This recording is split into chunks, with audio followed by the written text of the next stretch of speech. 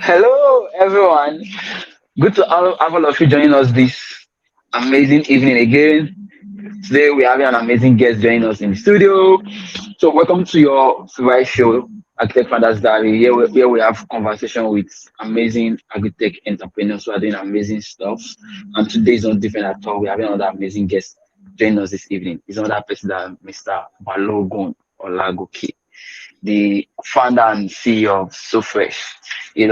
So Fresh is an organization that are into fresh vegetables like salad and all that. And the amazing part of it is that you can go on their website and order for some of those things, and they deliver. And they're in a lot of places at the moment. They're in Lagos, in Nigeria. They're in recently moving to Port Harcourt, recently moving to Port Harcourt, and I think Ibadan. I think, but they are doing amazing stuff.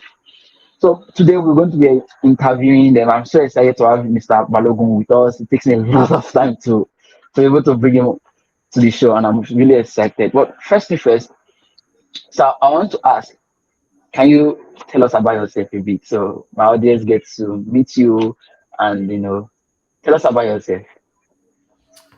Right, thank you, Kenneth. It's my pleasure to be here. Thank you very much for having me on your show. My name is Olagoke Balogun. I'm Yeah. the co-founder and CEO of So Fresh. Before that, I've had different experiences. I grew up in Kwara State, Ilorin, primary school, secondary school, university. So I studied biochemistry at the University of Ilorin. Um, And then when I finished, my first stint was working at Mr. Biggs, Mm. um, biggest restaurant in Nigeria then, a very short stint. And then after that, I worked in Coca-Cola. Um, and then after that, I worked in the oil and gas industry.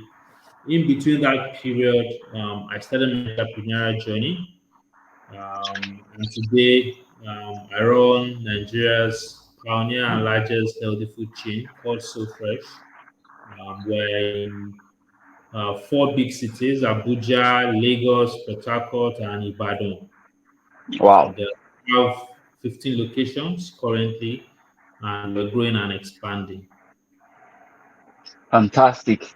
That was really amazing to be able to build a business. I think one time I was uh I was doing a program, a course in Lagos Business School, and So Fresh was used as a case study at the time. There was a program I was doing in Lagos Business School, and So Fresh was used as a case study. So that's to tell you the amount of business, the kind of business Mr. Balogun has built.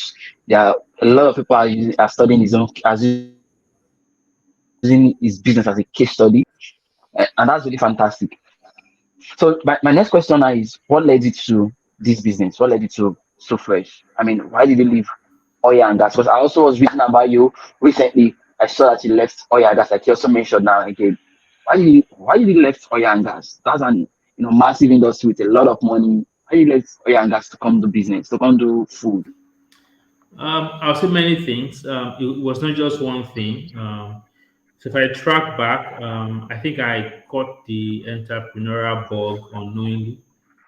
So about the time I Mhm. finished secondary school, waiting to get admitted into the university, I was running my mom's businesses. I was the only one at home. My first two brothers were already in the university. So I was running the business and I really enjoyed it. I was managing both businesses.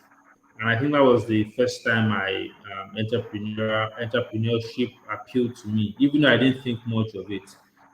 When I Mhm. finished university and I was looking for a job, I didn't get a job on time. And then I started thinking to myself, why don't I start my own business? And then the idea of starting a fruits and vegetable business where I'll just retail fruits and vegetable came.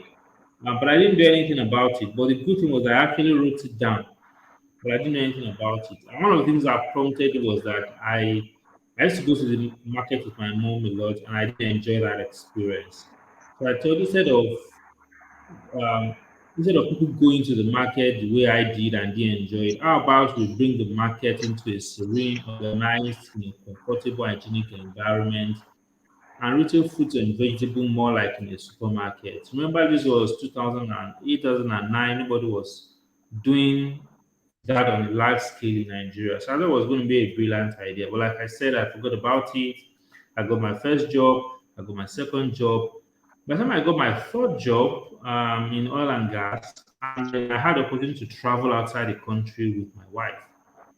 I just got married. And then when I got to South Africa for the first time I left Nigeria, the first time I walked into Pick and Pay, and then I saw this massive food section. Things, nicely displayed. All the fruits are looking fresh. They are looking, very healthy. And the idea came back that yes, this was the idea I had about 2, 3 years ago, and I'm actually seeing it live. Um, in another country. And so, that, inspired again, but again, I didn't do anything much about it. I go back to Nigeria. Long and short of it was that I started working in the oil and gas. I was making some good money, back then, but I didn't really like, I didn't, I didn't find fulfillment in the kind of job I was doing.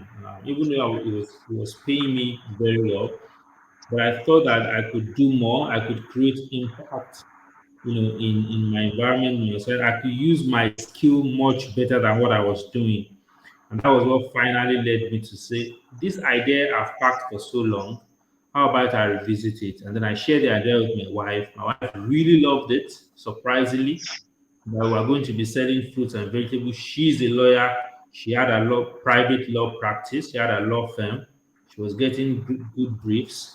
I was working in oil and gas. So I was surprised that she was going to like us, retailing fruits and vegetables. But she thought it was a brilliant idea. And so we came together. And then in 2010, we opened our first store, which was primarily to sell fruits and vegetables. And that's how the journey of So Fresh started. Amazing. First, for me, I think what I got from there is where you travel. Traveling on its own is a learning journey. For me. So at least when you went to South Africa, seeing the shop again, see what you wanted to do, was able to be inspired what you wanted to always do. Another thing I want to say to But my these days, audience out it's there. not just Yeah. about these days. It's not just about traveling online, on social Okay. media, on Instagram, YouTube. Yeah. Uh, Even today, my business. Sometimes just watching something on YouTube, and I send it to one of my managers and say, "Look at this. We Yeah. have this. What can we do with this?" So really, the world is now at our fingertips. You don't even have to wait to physically travel. We can travel, within, the online, social media space. So it's a great time we're in, um, Fantastic. in our civilization. Great. Our last speaker was a lady who run a business with her husband from South Africa. So part of our question tonight is also going to be how do you and your wife, I mean, it's good to have a man bringing a perspective of husband and wife running a business together. How does it feel like for you? It's been amazing. It feels amazing being able to run this business with my wife because, of course, we're aligned about the mission, about the purpose of the business. We are aligned about the objectives of what we want to achieve. We're a couple, and so that helps us, in terms of synergy to hold each other up and to provide a different perspective. You're not the only one thinking about stuff all the time. So it's been largely positive, but also poses a number of challenges because Okay. you now have two um, I call it interesting relationship. One is you have to keep your romantic as husband and wife, and then you have to also manage the business side. Each of its own at its own challenges. So now putting the two together sometimes is very challenging. But I think over the years, the important thing is to be aligned, to keep the line of communication open, to have clearly defined roles and boundaries within the business, and for both of you just be open with each other and continue to learn, continue to grow through that. But for me, I found it very rewarding. Building the business with her, it's been a very great journey. and we've had to walk through some of those challenges. We've had to walk through some of those issues we had, and we've gotten out way better for it. Great, great. Good to hear that. A lot of people at the other end also think running a business with your wife or with your husband, it's not easy. People feel some persons or some school of thought thinks we should separate them. The man should do his own business, the woman should do his own thing. It's good to see family do business together, and I really hope to see more of them. See a lot of business doing a lot of husband and wife doing businesses together. But another question I want to ask: if you were to start all over again, what do you think you would do differently this time? If you're starting all over again. Maybe I won't start. Okay. Maybe I won't start.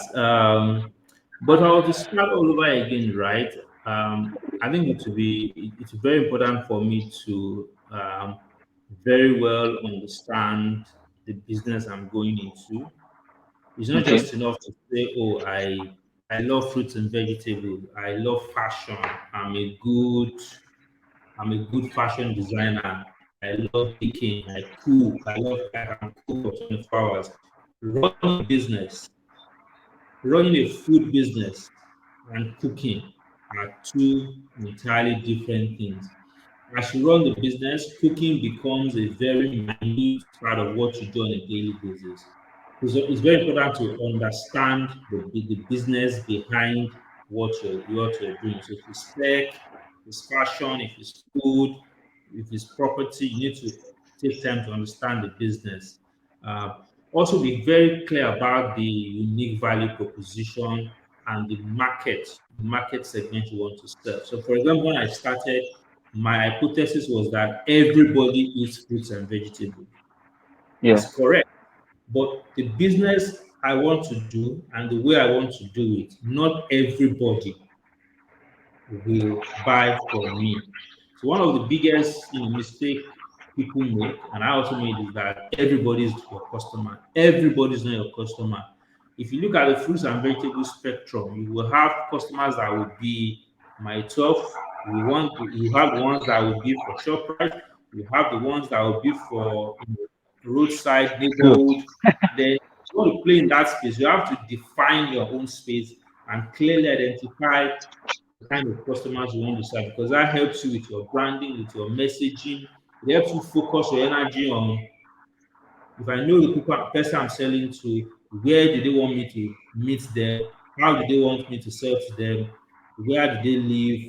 What's the cost they can afford? What kind of services do they prioritize, and all of that. So I'll say those two things, I will do them very quickly in the life of the business, understanding the business I'm actually into, clearly defining what the customer is and what the unique value proposition is to those customers, so that I can keep my energy focused on those things. Mm, great. But based on your question, your reaction to my last question, does your business plan reflect where you really want it to be? Does your business plan reflect those things? So how do I answer that? No way. There is no business that lasts for 30 years. I'll be waiting to see. And then their original business plan is where they are 13 years ago. It means the business is not growing, they're not evolving. And like I said, the original idea for this business was just to retail fruits and vegetable and other fresh food produce, another fresh food produce around us, right? That was the Hmm. original intent for the business. But then as we went along, we found out that customers wanted something different. Customers wanted ready-made prepared meals, and that was what we started to do. So we started venturing into meals, juices, smoothies, salads, and today that's the core of the business. So Wow. people have a plan, we had a business plan, but when you hit the market, it's even more important to listen to what the market is saying, listen to what your customers are saying, both verbally and non-verbally, how they're interacting with your product, with your service, the kind of feedback, the kind of complaints, how they're using it, even what you don't intend for it. And so as you learn all of those things, you take feedback from from the customers. All of that will influence how the trajectory of the business is. So yes, the business has evolved, the business has grown. It was never imagined as a restaurant, but today it is a restaurant. And Okay. Okay. even more than selling fruits and vegetables is about inspiring people to live fresh and live healthy. So it's like a healthy lifestyle business. That is what So Fresh is. And anything within that space of healthy lifestyle, healthy living is where we can play. Today, our primary product is foods, our primary service is food, but that can evolve, tomorrow. And that's all about business growth. Great. So far now, let me ask, what's been your success? What are your success tips? Can you share some of your success tips and maybe strategies for you to be able to build this business for 13 years in 4 locations today? What have been your success tips so far? All right.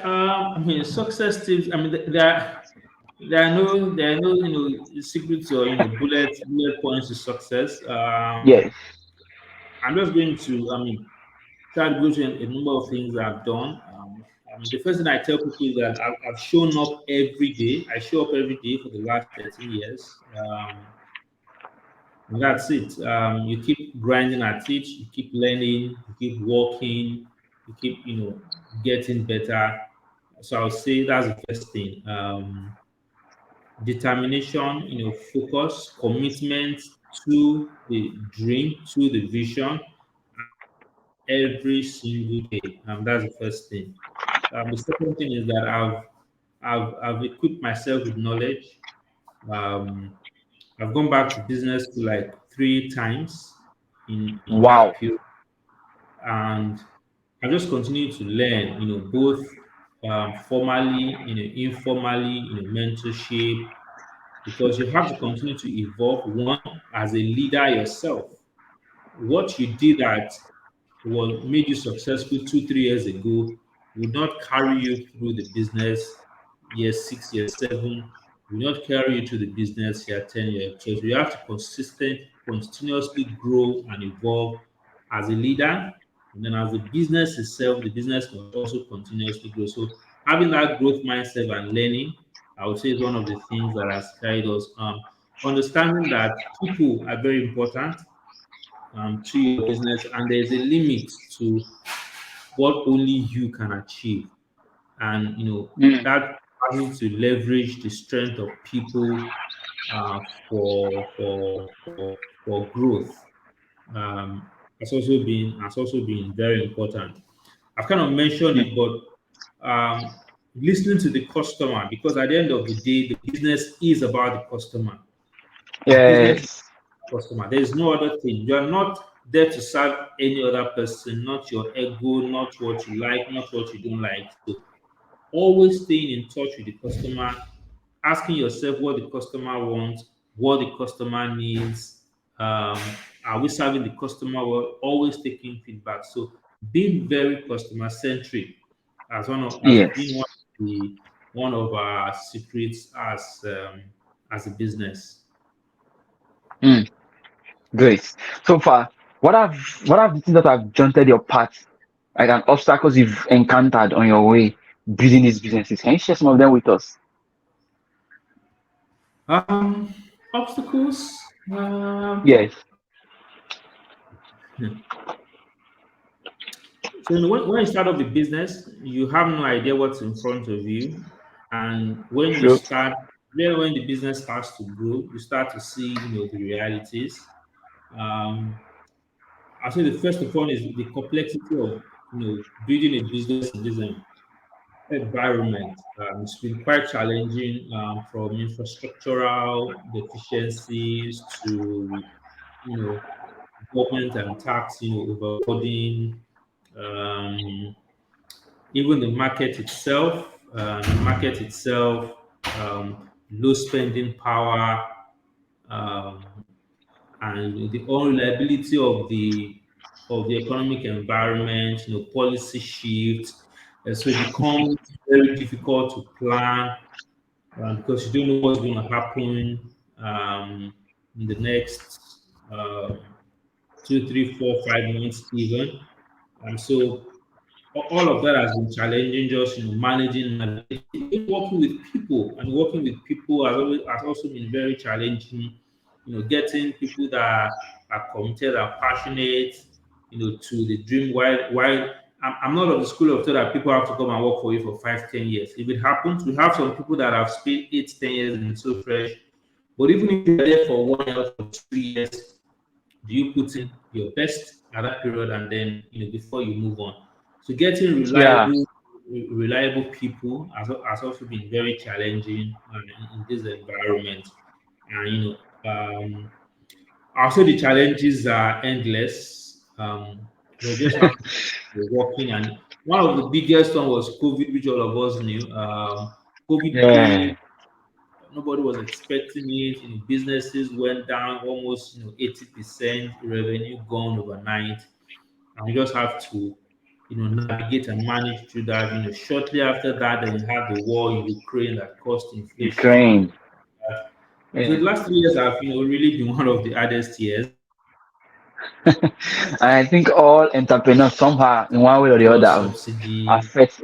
I mean, so these Yes, are, affect like that. I'm saying, a very volatile environment I have to deal with Yeah. and constantly be flexible and agile to um, rework your system so that the business remains sustainable. Wow. Great. Great. But let me ask: are there ways you are leveraging on technology? What are some of the ways you are leveraging on technology to build so fresh? Looking at the previous issues we've encountered, are there ways you are leveraging on technology? I mean, definitely. 2023. If any business, no matter how small or big, is not leveraging on technology, then it's not likely to be around for a very long time. Sure. I would say one of the most basic technology any business should leverage on is social media. Social media, Yes. customer acquisition, customer experience, driving sales, driving brand building, especially for a new business. You don't have, a lot of money to do brand building and brand awareness, but social media creates that level playing field. So social media definitely has always been very big for So Fresh. In the very early days, 2013, um, Wow. we've been on social media, and it was a very powerful driver for creating awareness and acceptability for So Fresh. And it's still very big today. We do a lot of sales, a lot of brand building, a lot of awareness, customer engagement, on social media. Another tech tool to make business easy, around control, an ERP system where we're able to have a complete oversight on every area of the business, from HR to finance to quality to sales to customer experience to marketing, all of that. So yes, technology is very ingrained in the way So Fresh runs its business, so that we can run things more efficiently. Hmm. Great. So where do you see So Fresh in the next 5 years? What's your big vision for So Fresh in the next 5 years? Big vision is simple for us, is to continue to expand and make tasting delicious meals, healthy, available to as many Nigerians and Africans as possible. So we expect to see us in more cities in Nigeria and in other parts of Africa within the next 5 years. That's the goal. And our mission is to inspire everyone to live fresh and live healthy. And that's what So Fresh stands for, and that's what we continue to build towards. Hmm. Great. So can you also let's share with us some of the tips you've used to raise funds for the business? I understand one of the biggest challenge in business is raising funds for the business. So how are you able to raise funds for your business so far? So I mean, raising funds has everything to do about the business first and foremost. Yeah. Your business, do you have a clear market, a clear value proposition? There's a clear problem, there's a clear solution that you have preferred to the problem. So your business is solving a need. your business is solving, um, is making a definite, significant impact for a large group of people. That's the first thing investors want to hear. This business, does it have capacity to solve a problem for a big number of people such that if they put their money in, it can create impact to make the business bigger and get their own return. So are you serving a big enough market? First thing. Are you running that business efficiently in terms of Mm. financial discipline, financial control? Investors like to see that this is a well-run, disciplined business. Mm. Um, and then are you able to tie your story properly? So sometimes, Yeah. like it's not just enough to have a great business. You must be able to tell the right story about it. Now, I'm not talking about cooking up stories, right? Mm. A bad example I don't like to use, but I will use, because maybe more people relate with it is, when Yes. people do, okay, so let me say another one. If you have the same person, right, and the person is going for an interview, is the same person, the same knowledge, the same experience, but one dresses very well and the other person dresses starter. The first impression is that this other person that dressed starter does not know what he's doing or has some challenges that may even impact his performance on the job. Mm-hmm. So I'm talking, even when you have substance, you want to be able to tell the story in a way that appeals to the investor audience. And so, I would say have a great business, run it properly, and craft your story very well. Once you have those three fundamentals in place, then there are many sources of investment.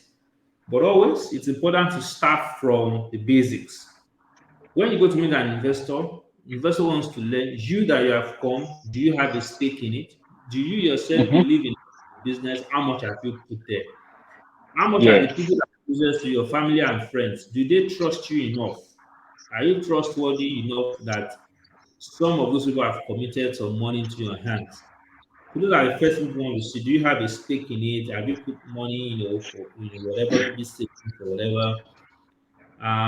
Because I hear some people start a business and then you are asking people for 100 million when you're able to use a million, 2 million, 5 million effectively. So I'll say start small.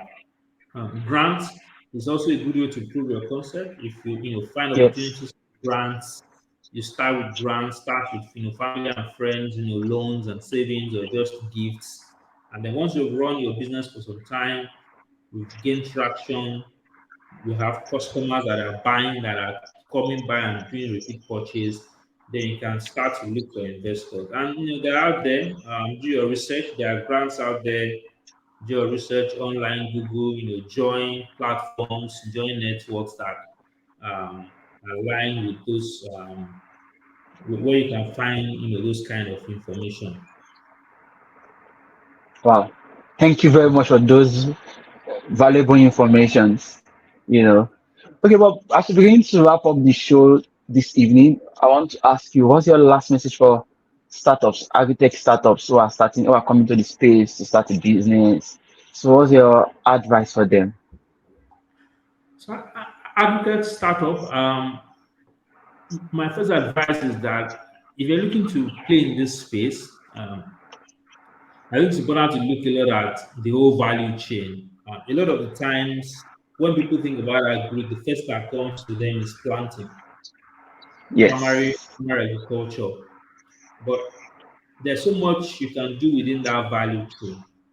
So look at where you are today, your strength, your capacity in terms of even your knowledge, your experience, your bandwidth, then the capital available to you. What is the best place you can play? So find that opportunity within the value chain. Also know that agribusiness is a painstaking business. It's not a money doubling business. It takes time, Yes. whether primary, Yes. whether secondary. It takes time. It takes a lot of investment, a lot of commitment. When people come and tell you that it's cassava that is raining now, it's maize that is raining now, it's snail farming, it's a lie. it's not always as it is. There are a lot of technicalities around it. If you're doing a cassava farm of let's say 1 acre, it's a completely different ball game if you want to do 25 acres. It's a completely different ball game. So take time to understand the business. Don't see it as a quick win, quick money making fix. It's usually for the long term. It's a long term investment plan. So have that mindset when you're coming into it. But most importantly, look at the value chain and look at where can I play the best, where do I have the most advantage within the entire value chain of what I want to do. You know. So that would be my advice. Apart from other general advice when it comes to business, is I'm going to repeat some of the things I've said. It's important to learn about the business you want to do, the business of it, not Mm. just farming. Farming and the business of farming are two different things. So take time to Yeah. learn, take time to research. If you need to go to school, if you need to study online, YouTube, take your time, right? It's always good to start moderate, start small, you learn from it, and then you grow from there. And then always constantly be improving yourself, knowledge about your industry, and also knowledge about business practices. It's an unending journey of improvement, learning and growing. Amazing. Thank you for your time so far. Thank you for joining us this evening. We are grateful, myself and my team and my audience. We are grateful for having you today. I know you're very busy. Thank you for finding our time to join us this evening. It's been a pleasure having you. Thank you very much once again. Have a Thank lovely you. day. Thank you, You sir. too. Bye. Bye, sir.